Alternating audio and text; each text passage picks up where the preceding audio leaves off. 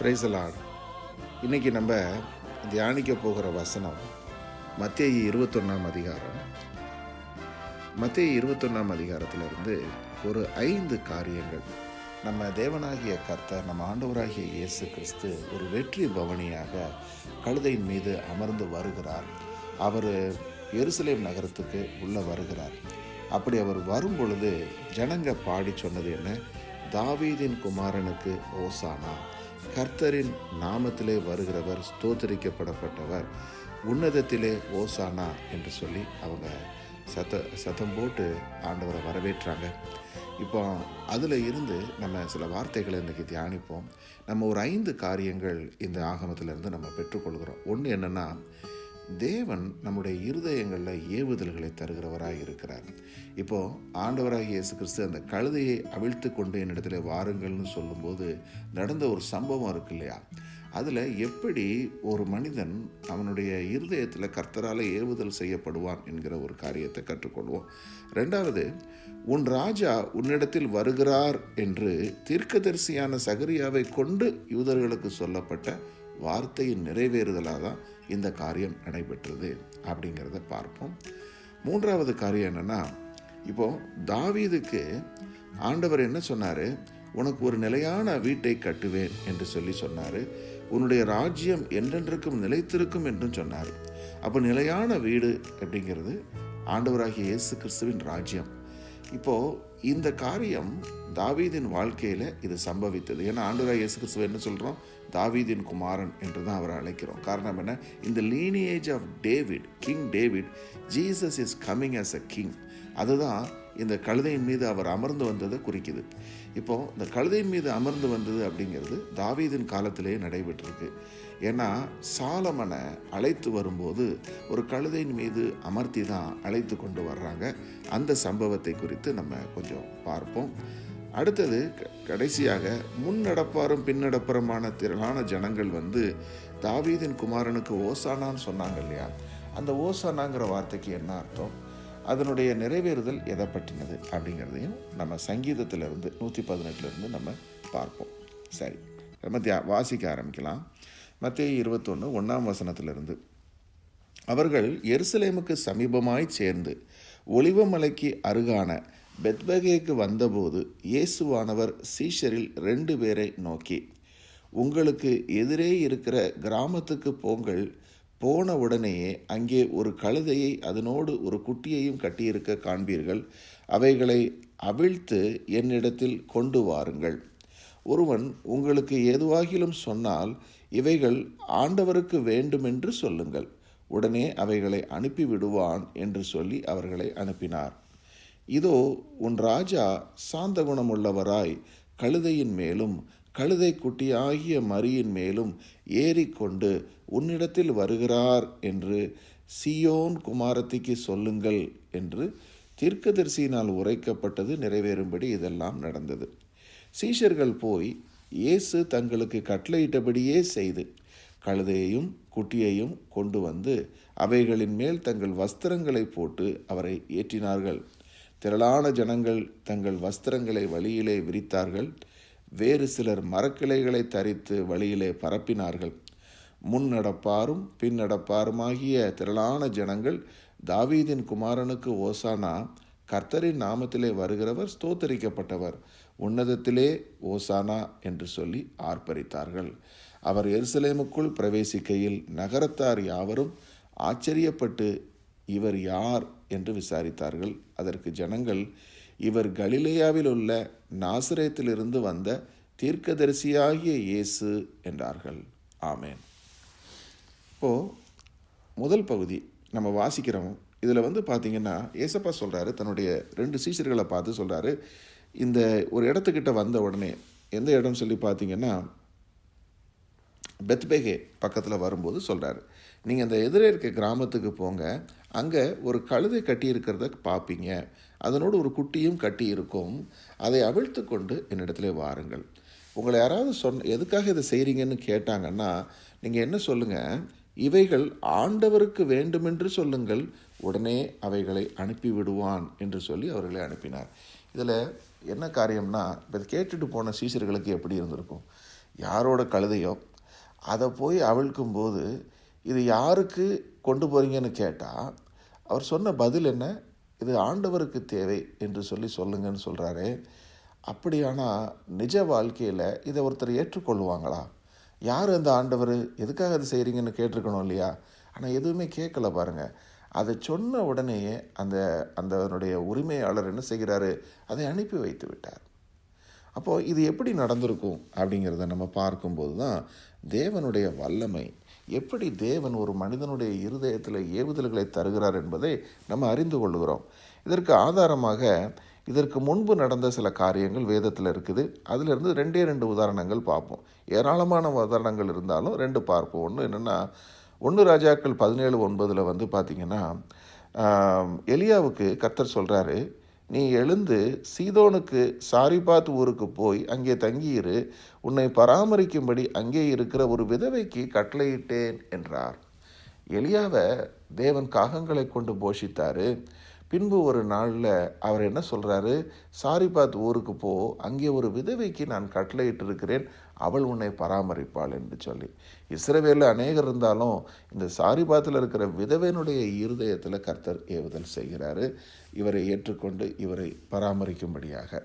அதன் மூலமாக அந்த விதவை ஏராளமான நன்மைகளை பெற்றுக்கொள்ளுகிறாங்க, including resurrection of her son, இல்லையா? மரித்து போனவர்களுடைய பையனை கூட மீண்டும் பெற்றுக்கொள்ளுகிறாங்க. ஸோ இதெல்லாம் நடந்த காரியம் முன்பு நம்ம வாசிக்கிறோம்.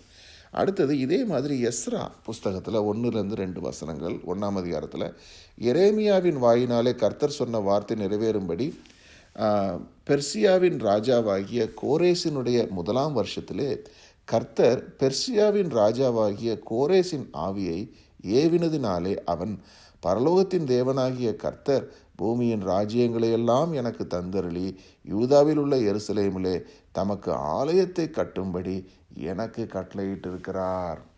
பாருங்கள், இந்த கோரேஸுங்கிற ராஜா மீதோ பெர்சியா சாம்ராஜ்யத்தை சேர்ந்த ராஜா.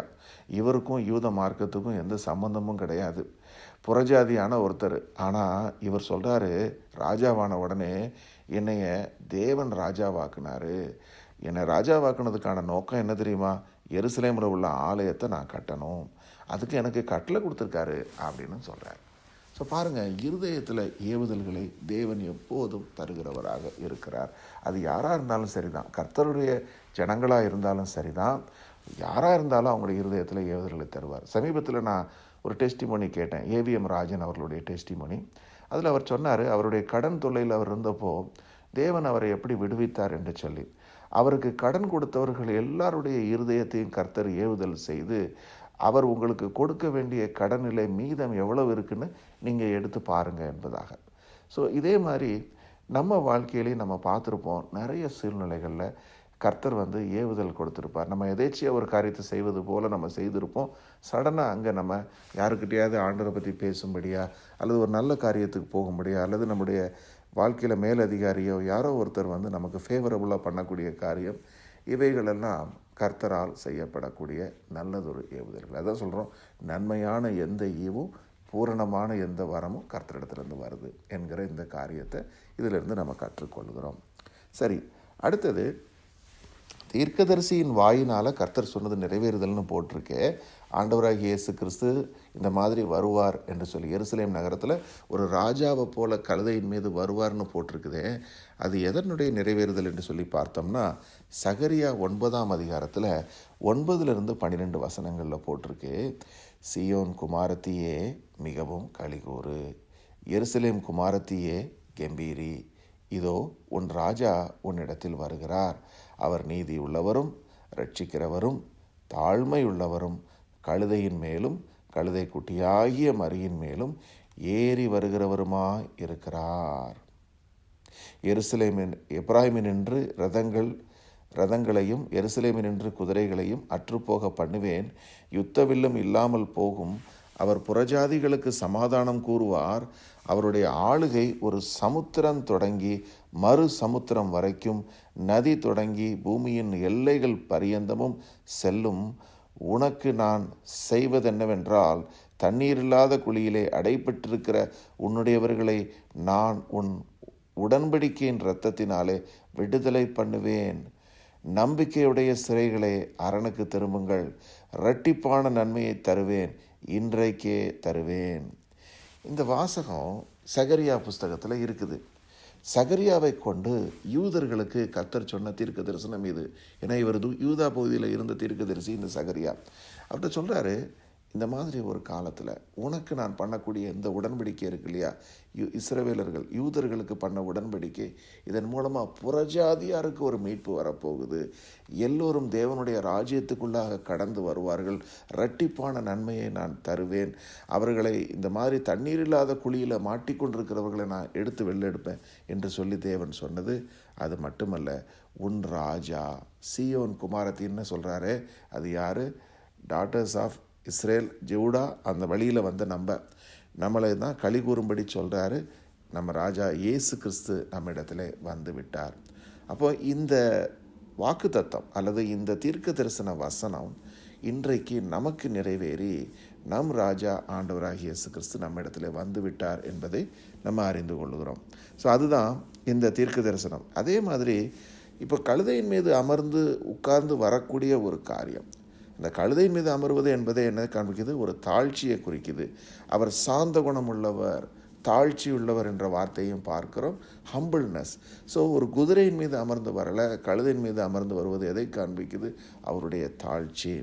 இப்போது ராஜாவாகிய தாவீது தன்னுடைய மகனாகிய சாலமோனை ராஜாவை அபிஷேகம் பண்ண சொல்லும்போது இதே மாதிரி ஒரு மியூல் மேலே உட்காந்து அமர்ந்து வரும்படி சொல்கிறார். இயேசு கிறிஸ்து அமர்ந்து வந்ததுக்கு பேர் கோல்ட்டுன்னு போட்டிருக்கு, டாங்கின்னு மொழிபெயர்க்கிறாங்க. சாலமன் வந்து அமர்ந்து வரும்படி தாவீது அனுப்புனது என்னென்னா மியூல் அப்படின்னு போட்டிருக்கு. கோவேறு கழுதை அப்படின்னு தமிழில் சொல்லுவோம். அது பாருங்கள், 1 ராஜாக்கள் 1:33, 34 போட்டிருக்கு. அவர்கள் ராஜாவுக்கு முன்பாக, யார்? தாவீதுக்கு முன்பாக அவருடைய அரண்மனையை சேர்ந்தவங்க போய் நிற்கிறாங்க. அப்போ சொல்கிறார் ராஜா அவர்களை நோக்கி, நீங்கள் உங்கள் ஆண்டவனுடைய சேவகரை கூட்டிக் கொண்டு என் குமாரனாகிய சாலமோனை என் கோவேறு கழுதையின் மேல் ஏற்றி அவனை கீகோனுக்கு அழைத்து கொண்டு போங்கள். அங்கே ஆசாரியனாகிய சாதோக்கும் தீர்க்கதரிசியாகிய நாத்தானும் அவனை இஸ்ரவேலின் மேல் ராஜாவாக அபிஷேகம் பண்ண கடவர்கள். பின்பு எக்காலம் ஊதி ராஜாவாகிய சாலமோன் வாழ்க என்று வாழ்த்துங்கள். அதாவது ஒரு பெரிய சதி நடக்குது டியர் பிரதர்ஸ் அண்ட் சிஸ்டர்ஸ். அந்த நாட்களில் நீங்கள் பார்த்தீங்கன்னா, இப்போது தாவீதுக்கு வந்து ஒரு பையன் கிடையாது, அநேக பசங்க இருக்கிறாங்க. அதில் ஒருத்தன் ரொம்ப ட்ரிக்கு பண்ணி அவன் தன்னை ராஜான்னு சொல்லி டிக்ளேர் பண்ணிட்டான். இந்த நேரத்தில் இவர் என்ன செய்கிறாரு? அவன் பண்ண அந்த சதிகளை முறியடித்து உரிமையான ராஜாவாக இவரை சாலமனை நியமிக்கும் போது அவர் சொன்ன மெத்தட் என்ன தெரியுமா? என்னுடைய கழுதையில் அமர வைங்க, அழைத்து கொண்டு வாங்க, எக்காலத்தை ஊதுங்க, ராஜா வாழ்க என்று சொல்லுங்கள். இப்போ அதே மாதிரி தான் பாருங்கள், Jesus proclaims victory as a victorious entry into the city of Jerusalem. எருசலேம் நகரத்துக்குள்ளே வெற்றியோடு ஆண்டவராகிய இயேசு கிறிஸ்து பிரவேசிக்கிறாரு. அங்கே முன்னடப்பாரும் பின்னடப்பாரும் ஓசானா என்று சொல்லி அவரை ஆர்ப்பரித்து ஒரு ராஜாவை வரவேற்பது போல ப்ரொக்ளைம் பண்ணுறாங்க. இது எதை காண்பிக்குது என்று சொன்னால், இப்போ இந்த நம்ம வாழக்கூடிய இந்த நாட்களில், பாவம் பெருகி இருக்கிற இந்த நாட்கள்லையும் வெற்றி வீரராகிய ஆண்டவராகிய இயேசு கிறிஸ்து வந்து விட்டார். தேவனுடைய ராஜ்யத்தை நிறுவிவிட்டார். அந்த ராஜ்யம் நம்மளுடைய இருதயங்களில் இருக்குது. அந்த ராஜ்யத்துக்கு உட்பட்ட ஒவ்வொருத்தரும் நீதியோடு நடக்கும்படியாய், தேவனுக்கு கீழ்ப்படிந்து வாழும்படியான ஒரு வாழ்க்கை, பரலோக ராஜ்யம் இப்பொழுதே தொடங்கிவிட்டது. அது நமக்குள் வெற்றி பவனியாக நடந்து கொண்டிருக்கிறது. ஆகையினால எப்போ வரப்போகுது, இனி வரப்போகுதுன்னு இல்லை, இப்போது அந்த ராஜ்யம் வந்து விட்டதை தான் இது காண்பிக்குது. ஏன்னா ஒரு 2 சாட்சி பாருங்கள், எப்படி நடந்தது என்று சொல்லி யூதர்களுக்கு தேவன் அறிவித்தாரோ அது நிறைவேறி இருக்கிறது. அதையும் தேவன் நமக்கு வார்த்தையில் கொடுத்துருக்கிறாரு. மத்தேயு 21ஆம் அதிகாரம். ஸோ அப்போது இதிலிருந்து நம்ம புரிந்து கொள்ளக்கூடிய காரியம் என்னென்னா, இப்போது இந்த ராஜாவாகிய தாவீதுக்கு சொன்ன ஒரு காரியம் எப்படி துல்லியமாக நிறைவேறினது. இங்கே பாருங்கள், 1 ராஜாக்கள் 1:38-39. அப்படியே ஆசாரியனாகிய சாதோக்கும் தீர்க்கதரிசியாகிய நாத்தானும் யோய்தாவின் குமாரன் பெனாயாவும் கிரேத்தியராகிய இவங்களும் போய் சாலமனை தாவீது ராஜாவினுடைய கோவேறு கழுதையின் மேல் ஏற்றி அவனை கீகோனுக்கு நடத்தி கொண்டு போனார்கள். ஆசாரியனாகிய சாதோக்கு தைலக்கொம்பை கூடாரத்திலிருந்து எடுத்து கொண்டு போய் சாலமோனை அபிஷேகம் பண்ணினான். அப்பொழுது எக்காளம் ஊதி ஜனங்கள் எல்லோரும் ராஜாவாகிய சாலமோன் வாழ்க என்று வாழ்த்தினார்கள். சரி, இப்போது தாவீதுக்கு இப்படிப்பட்ட ஒரு ஸ்லாக்கியம் எப்படி கிடைத்தது? ஏன் ஆண்டவராகிய இயேசு கிறிஸ்துவை தாவீதின் குமாரன் என்று நம்ம சொல்லுகிறோம் அப்படிங்கிறத நம்ம பார்க்கணும்னா, தேவன் தாவீதுக்கு உரைத்த ஒரு வார்த்தை 2 சாமுவேல் 7ஆம் அதிகாரத்தில் இருக்குது. அதில் நீங்கள் பார்த்தீங்கன்னா, king David had turned his heart towards his Lord, his God. தன்னுடைய இருதயத்தை தன்னுடைய தேவனுக்கு முன்பாக தாழ்த்தி அவர் எப்போதும் கர்த்தருக்கு என்று தன்னுடைய வாழ்க்கையை ஒப்பு கொடுத்தார். அதனுடைய ஒரு பகுதியாக தான் கர்த்தர் மீது கூர்ந்த அன்பின் நிமித்தம் கர்த்தருக்கென்று ஒரு வீட்டை கட்டுவேன். அதாவது கூடாரங்களில் இருக்கிற தேவனுடைய உடன்படிக்கை பெட்டியை நான் ஒரு கட்டிடத்தில் கொண்டு வந்து நான் வைக்கணும். ஏன்னா நான் கேதுரு மரங்களால் செய்த வீட்டில் இருக்கிற கர்த்தருடைய உடன்படிக்கை பெட்டி எப்படி இப்படி இருக்கலாம் என்று சொல்லி அப்படி யோசிக்கிறவர். அதனால தான் அந்த அன்பை கர்த்தர் பார்க்குறாரு. அதை அங்கீகரித்து அவருக்கு சொன்ன வார்த்தை பாருங்கள், உனக்கு முன்பாக நான் தள்ளிவிட்ட சவுலிடத்திலிருந்து என் கிருபையை விலக்கினது போல அவனை விட்டு விலக்க மாட்டேன். யாரை விட்டு? தாவீதுக்கு பிறக்கக்கூடிய பையனை விட்டு விலக்க மாட்டேன்னு சொல்கிறாரு. உன் வீடும் உன் ராஜ்யமும் என்றென்றைக்கும் உனக்கு முன்பாக ஸ்திரப்பட்டிருக்கும், உன் ராஜாசனம் என்றென்றைக்கும் நிலை பெற்றிருக்கும் என்கிறார் என்று சொல்ல சொன்னார். தேவனாகிய கர்த்தர் தாவீதுக்கு சொல்ல சொன்ன வார்த்தைகள் இவை. அப்போது அதை சொன்னதுக்கு பிறகு இன்னும் கொஞ்சம் வசனங்கள் பார்ப்போம். உன்னுடைய எல்லா சத்துருக்களுக்கும் உன்னை நீங்களாக்கி இளைப்பாறவும் நான் பண்ணினேன்னு கர்த்தர் உரைக்கிறாரு. இப்போதும் கர்த்தர் உனக்கு வீட்டை உண்டு பண்ணுவார் என்பதையும் கர்த்தர் உனக்கு அறிவிக்கிறார். அவன் என் நாமத்திற்கென்று ஒரு ஆலயத்தை கட்டுவான், அவன் ராஜ்யபாரத்தின் சிங்காசனத்தை என்றென்றைக்கும் நிலைக்க பண்ணுவேன். அதாவது தேவனுக்கென்று நான் செய்ய வேண்டுமென்று எதை நான் மனதில் நிர்ணயித்திருந்தாலும் அன்பின் நிமித்தம் நான் செய்யக்கூடிய காரியத்தை பார்க்கிற தேவன், அதை அங்கீகரிக்கிறவர், அதை காட்டிலும் மேலான நன்மையை திரும்ப தருவார் என்பதற்கு இது ஒரு அடையாளம். ஏன்னா தாவீது சொன்னார் உங்களுக்கு ஒரு வீட்டை கட்டுவேன்னு. ஆனால் தாவீது சொன்னது ஒரு கற்களினால் மரத்தினால் செய்யப்பட்ட ஒரு ஆலயம். ஆனால் கர்த்தர் அவருக்கு உண்டு பண்ணினது பூமியில் என்றென்றைக்கும் நிலைத்திருக்கிற ஒரு ராஜ்யம், மிகப்பெரிய ஒரு ரிட்டன் கிஃப்டை ஆண்டவர் கொடுக்குறாரு. ஸோ இது என்ன ரிட்டன் கிஃப்ட்னு பார்த்தீங்கன்னா, இப்போ தாவீது என்னென்னைக்கு உயிரோடு இருக்கலை, சாலமோனும் என்னென்னைக்கு உயிரோடு இருக்கலை. ஆனால் அது எப்படி நிறைவேறுச்சுன்னு சொல்லி பார்த்தீங்கன்னா, இந்த லீனியேஜ் ஆஃப் டேவிட், தாவீதினுடைய சந்ததியில் தான் நம்ம பார்க்குறோம் ஆண்டவராகிய இயேசு கிறிஸ்து வருகிறாரு. யோசேப்பு தான் the chosen man to be the father. ஆண்டவராகிய இயேசு கிறிஸ்து மரியாளுடைய கணவர் என்று பார்க்குறமே யோசேப்பு, இவர் தாவீதின் சந்ததியில் வந்தவர் என்பது தான். ஆனால் நம்ம பார்க்குறோம் அவர் மாம்சத்தின்படி பிறக்கலை, அவர் தேவ ஆவியினாலே மரியாள் கர்ப்பவதியாக இருக்கும்போது உற்பவித்தவர் என்பதையும் பிறந்தவர் என்பதையும் நம்ம பார்க்குறோம். ஸோ இதில் நம்ம இந்த காரியத்தை அறிந்து கொள்கிறோம். இறுதி பகுதியாக நம்ம வாசிக்கிறது என்னென்னா, முன்னடப்பாரும் பின்னடப்பாருமான ஜனங்கள் சொன்னாங்க இல்லையா, தாவீதின் குமாரனுக்கு ஓசானான்னு சொல்லிட்டு. அந்த ஓசானான்னா என்ன அர்த்தம்? இப்போ அந்த ஓசானாங்கிற வார்த்தைக்கு அடோரேஷன் என்று சொல்லுகிறாங்க, தேவனை துதிப்பது, வாழ்த்துவது. இப்போது சங்கீதம் 118 22 26 வசனத்தில் போட்டிருக்கு, வீடு கட்டுகிறவர்கள் ஆகாதென்று தள்ளின கல்லே மூளைக்கு தலைக்கல் ஆயிற்று, அது கர்த்தராலே ஆயிற்று, அது நம்முடைய கண்களுக்கு ஆச்சரியமாய் இருக்கிறது, இது கர்த்தர் உண்டு பண்ணின நாள், இதிலே களிகூர்ந்து மகிழ கடவும், கர்த்தாவே ரட்சியும், கர்த்தாவே காரியத்தை வாய்க்க பண்ணும், கர்த்தருடைய நாமத்திலே வருகிறவர் ஸ்தோத்தரிக்கப்பட்டவர், கர்த்தருடைய ஆலயத்திலிருந்து உங்களை ஆசீர்வதிக்கிறோம். அப்போது ஜனங்க தேவனை துதித்து பாடின இந்த வார்த்தைகள் இந்த சங்கீதத்தில் இடம்பெற்றிருக்கிறது.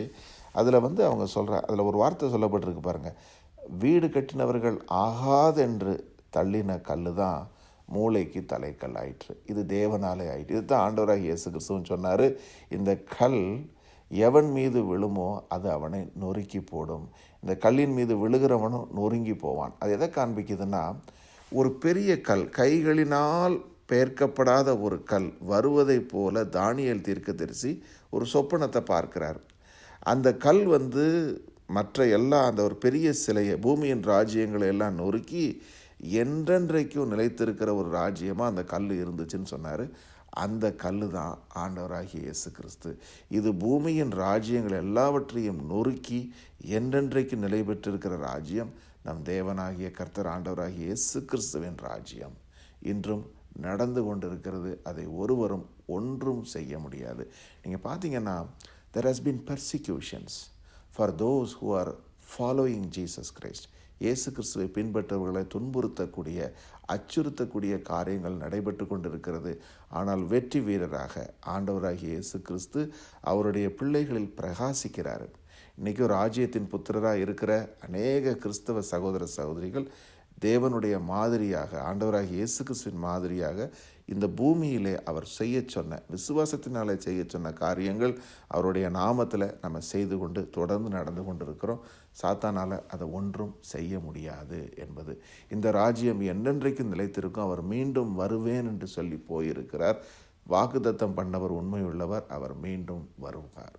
அவர் வருவதற்கான காலம் மிகவும் சமீபித்திருக்கிறது என்று நம்ம அறிந்து கொள்கிறோம். இப்போது அதை பற்றி அந்த சங்கீதத்தில் குறிப்பிடப்பட்டிருக்கு பாருங்கள்.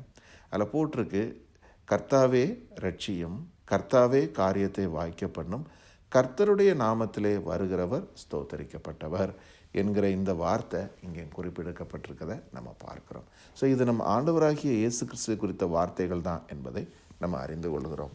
இப்படியாக இந்த 5 காரியங்களை கற்றுக்கொள்கிறோம். இதில் எனக்கு குறிப்பாக டேக்கவே என்னென்னா, உங்களுக்கும் எனக்கும் தேவன் அறிவித்திருக்கிற நாமம் நம்ம ஆண்டவராகிய இயேசு கிறிஸ்துவின் நாமம். இந்த நாமம் எவ்வளவு மகத்துவம் உள்ளது, எவ்வளவு பெரியது என்று சொன்னால், இந்த நாமத்துக்கு வானத்தில் உள்ளோர், பூமியில் உள்ளோர் எல்லோரும் முழந்தால் படியிடுவார்கள். எல்லா கர்த்தத்துவங்களுக்கும், எல்லாவித அதிகாரங்களுக்கும், துரைத்தனங்களுக்கும் மேலான நாமம் நம்ம ஆண்டவராகிய இயேசு கிறிஸ்துவின் நாமம். அப்படிப்பட்ட நாமம் நமக்கு தரிப்பிக்கப்பட்டிருக்கிறது என்கிற நல்ல செய்தியை நம்ம இதிலிருந்து பெற்றுக்கொள்கிறோம். ஆமென்.